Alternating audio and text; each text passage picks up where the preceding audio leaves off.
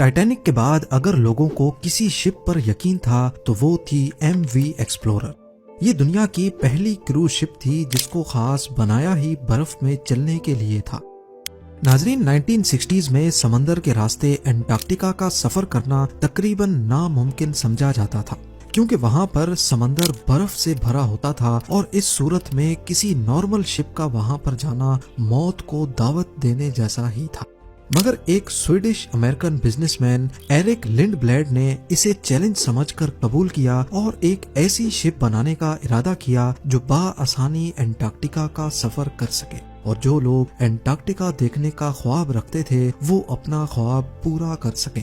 اسی مقصد کے لیے ایک اسپیشل شپ تیار کی گئی جس کی لمبائی 240 فٹ اور وزن 2300 ٹن سے بھی زیادہ تھا۔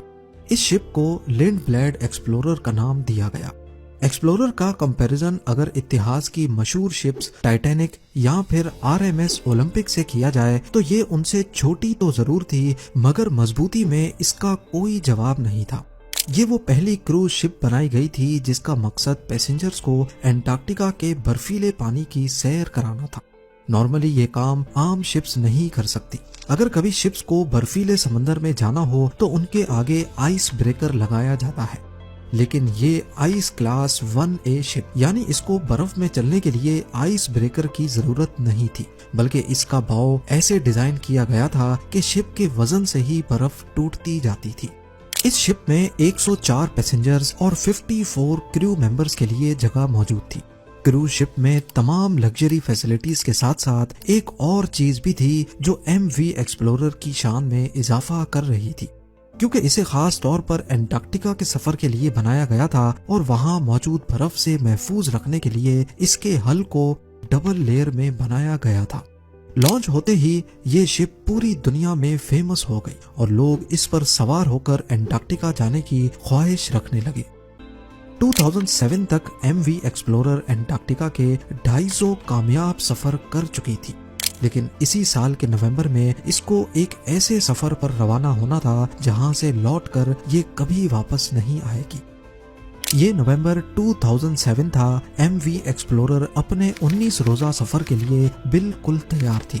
اس کو ارجنٹینا کے شہر اسوائیا سے اسٹارٹ لینا تھا اور فاکلینڈ آئی لینڈ سے ہوتے ہوئے ساؤتھ جارجیا آئی لینڈ اور پھر انٹارکٹیکا تک پہنچنا تھا۔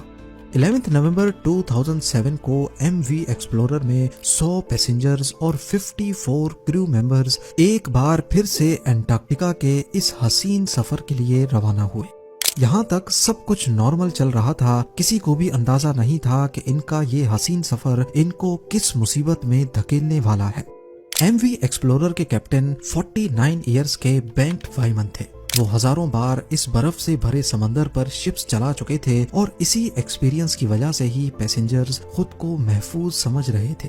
پر انٹارکٹیکا کے شپ کیپٹنز چاہے کتنے بھی ایکسپیرینسڈ کیوں نہ ہو، وہاں کی بدلتی کنڈیشنز کی وجہ سے ہر بار مختلف مسائل کا سامنا کرنا پڑتا ہے اور ہر بار ایک نیا چیلنج ان کے لیے تیار ہوتا ہے۔ اس سفر کی شروعات میں کیپٹن بینٹ وائمن نے ایک حیران کن فیصلہ کیا۔ وہ اپنے پلانڈ روٹ سے ہٹ کر شپ کو ایک نئے روٹ پر سے لے کر جانا چاہتے تھے، کیونکہ کیپٹن کا ماننا تھا کہ ایسا کرنے سے شاید وہ زیادہ برف والے علاقوں سے بچ کر اپنی منزل تک پہنچ سکیں گے۔ شروعات کے 10 دن بالکل معمول کے مطابق چل رہے تھے، لیکن 22 نومبر کی شام کو سورج غروب ہو رہا تھا اور پیسنجرز اپنے اپنے کیبنز میں جانے کی تیاری کر رہے تھے۔ اسی دوران ایم وی ایکسپلورر ایک ایسے علاقے میں انٹر ہوئی جہاں پر کافی زیادہ برف موجود تھی۔ کیپٹن نے اناؤنسمنٹ کی کہ ہم برف والے علاقے سے گزر رہے ہیں، اسی لیے برف کے بار بار ٹکرانے کی وجہ سے شور پیدا ہوگا اور یہ رات آپ سب کو برداشت کرنی پڑے گی۔ اندھیرے کی وجہ سے کیپٹن نے شپ کی رفتار کو کم کر کے صرف 5 ناٹس پر سیٹ کر دیا تھا، یعنی قریب 10 کلومیٹرز پر آور۔ آہستہ آہستہ شپ پتلی برف کی لیئر سے نکل کر موٹی اور پرانی برف کی لیئر والے علاقے کی طرف بڑھ رہی تھی، مگر کیپٹن کو اس بات کا اندازہ نہیں ہوا کیونکہ رات کے 10 بج چکے تھے اور زیادہ کچھ دکھائی بھی نہیں دے رہا تھا۔ آدھی رات کے وقت اچانک شپ ایک زوردار آواز کے ساتھ رک گئی۔ پہلے تو کسی کو کچھ سمجھ نہیں آیا، لیکن پھر معلوم پڑا کہ شپ ایک سخت برف کے تودے سے ٹکرا کر رک گئی ہے۔ کیونکہ کیپٹن نے پہلے ہی اناؤنسمنٹ کر رکھی تھی، اسی وجہ سے کافی پیسنجرز نے اس آواز پر دھیان نہیں دیا اور وہ سوتے ہی رہے۔ کچھ دیر بعد کیپٹن شپ کو دوبارہ سے چلانے میں کامیاب ہو گئے۔ ایم وی ایکسپلورر اب دوبارہ سے برف کو کاٹتی ہوئی برفیلے سمندر میں آگے بڑھ رہی تھی، مگر کیپٹن سمیت شپ میں سوار پیسنجرز یہ نہیں جانتے تھے کہ شپ کے حل میں ایک سوراخ ہو چکا ہے اور پانی اب دھیرے دھیرے شپ کے نچلے حصے میں جمع ہونا شروع ہو چکا ہے۔ سوئے ہوئے پیسنجرز کی آنکھ تب کھلی جب ان کے کیبنز میں پانی بھرنا شروع ہو چکا تھا۔ کیونکہ پیسنجر کیبن جہاز کے نچلے والے حصے میں تھے، اسی لیے پانی سب سے پہلے وہیں پہنچا تھا۔ یہ دیکھتے ہوئے پیسنجرز میں اچانک ایک خوف کی لہر دوڑ گئی۔ ہر کوئی اپنی جان بچانے کے لیے ادھر ادھر بھاگنے لگا۔ پانی اب ہر ممکنہ جگہ سے شپ میں داخل ہو رہا تھا، چاہے لائٹ سوئچ ہوں، ڈکٹ وینٹ یا پھر دروازے کی دراریں۔ جب تک کیپٹن کو اس بات کا علم ہوا تو کئی کیبنز پانی سے بھر چکے تھے۔ پہلے تو ان کو لگا کہ شاید چھوٹا ڈیمیج ہوا ہے جس پر قابو پایا جا سکتا ہے، لیکن جب پانی کا پریشر بڑھتا ہی جا رہا تھا تو کیپٹن بھی سمجھ گیا کہ بات اب قابو سے باہر نکل چکی ہے۔ کیپٹن نے فوری طور پر شپ کو خالی کرنے کا آرڈر دیا اور تمام لائف بوٹس کو ڈپلوائے کرنے کا فیصلہ کیا۔ اسی دوران شپ برفیلے علاقے سے تو نکل چکی تھی، مگر پانی جمع ہونے کی وجہ سے وہ ایک طرف جھک گئی تھی۔ کریو ممبرز جلدی سے شپ کو خالی کرنے اور انسانی جانوں کو بچانے میں مصروف تھے۔ شپ اپنی منزل سے 46 کلومیٹر دور تھی اور منزل پر ڈیمیج شپ کے ساتھ پہنچنا ناممکن تھا۔ دوسری طرف مسئلہ یہ بھی تھا کہ انٹارکٹیکا کا یہ سمندر برف ہونے کی وجہ سے بہت زیادہ ٹھنڈا تھا اور یہاں کی ٹھنڈی ہوا کی وجہ سے لائف بوٹس پر زیادہ دیر رہنا بھی ممکن نہیں تھا۔ اسی لیے کیپٹن نے ایکسپلورر کے قریب موجود دوسری شپس کو SOS کے سگنلز بھیجنا شروع کر دیے۔ یہ سگنلز نیشنل جیوگرافک اینڈیور اور نارج نامی شپس کو بھیجے گئے تھے، مگر یہ شپس بھی کافی دور تھیں اور ان کا فوراً یہاں تک پہنچنا ممکن نہیں تھا۔ آہستہ آہستہ پانی ایم وی ایکسپلورر کے سیپریٹر روم میں جمع ہونا شروع ہو گیا۔ یہ وہ روم ہوتا ہے جہاں شپس کی تمام مشینری موجود ہوتی ہے، یعنی اسی روم سے ہی پوری شپ کو پاور دی جاتی ہے۔ اس روم میں پانی بھرنے کی وجہ سے اب ایم وی ایکسپلورر کی تمام الیکٹریسٹی بند ہو گئی۔ انٹارکٹیکا کے برفیلے سمندر کے بیچوں بیچ اب ایم وی ایکسپلورر بالکل اندھیرے میں تنہا کھڑی تھی۔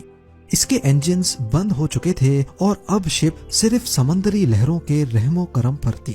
کیپٹن کو جہاں ایویکویشن کی فکر تھی، وہیں اب اس کو ایک اور خیال بھی تنگ کر رہا تھا۔ اگر شپ کا انجن دوبارہ سے آن نہ کیا گیا تو تیز ہوائیں اور لہریں شپ کو دوبارہ برف والے علاقے میں دھکیل سکتی تھی۔ الیکٹریکل فیلئر کی وجہ سے انجنز کو مینولی طریقے سے آن کرنے کی کوشش کی گئی۔ خوش قسمتی سے یہ آئیڈیا کام کر گیا اور انجنز ایک بار پھر سے اسٹارٹ ہو گئے۔ کریو ممبرز نے شپ کو خالی کرنے کا پروسیس مزید تیز کر دیا۔ کچھ ہی دیر میں جہاز پر سوار تمام افراد 4 لائف بوٹس میں سوار ہو کر ٹھنڈے ترین پانی میں اتر گئے۔ کچھ دیر تک کیپٹن اور چند کریو ممبرز شپ کو سیدھا کرنے کی کوشش کرتے رہے، لیکن آخرکار انجن ایک بار پھر سے بند ہو گئے۔ اب ایم وی ایکسپلورر میں پانی تیزی سے بھرتا جا رہا تھا اور کیپٹن کو جلد از جلد کوئی فیصلہ کرنا تھا، لہٰذا کیپٹن اور چند کریو ممبرز بھی شپ سے اتر کر لائف بوٹس میں سوار ہو گئے۔ اب یہ 150 سے زیادہ لوگ لائف بوٹس میں موجود ٹھنڈے ترین سدرن اوشن میں کھلے آسمان کے نیچے کسی مدد کا انتظار کر رہے تھے، اور ٹھنڈی ہوا ان کا انتظار مشکل سے مشکل بنا رہی تھی۔ اگلے 4 گھنٹوں تک یہ انتظار جاری رہا اور آخرکار ایک شپ ان کو بچانے کے لیے پہنچ گئی۔ یہ نارڈ شپ تھی جسے کیپٹن نے SOS کال دی تھی۔ تمام لوگوں کو تو کامیابی سے بچا لیا گیا، لیکن ایم وی ایکسپلورر کے نصیب میں ڈوبنا ہی لکھا تھا۔ ایم وی ایکسپلورر کے اس حادثے پر ایک انویسٹیگیشن ٹیم بھی بٹھائی گئی، جس سے یہ نتیجہ سامنے آیا کہ یہ نقصان کیپٹن بینکٹ ویمن کی غلطی کی وجہ سے ہوا، کیونکہ کیپٹن نے جس برف کو پہلے سال کی پتلی برف سمجھ کر شپ کو اس علاقے میں داخل کیا، اصل میں وہ کئی سال پرانی برف کی موٹی لیئر تھی۔ آج ایم وی ایکسپلورر کا شپ ریک پینگوئن آئیلینڈ سے 25 میل ساؤتھ ایسٹ میں 1300 میٹر کی گہرائی میں موجود ہے۔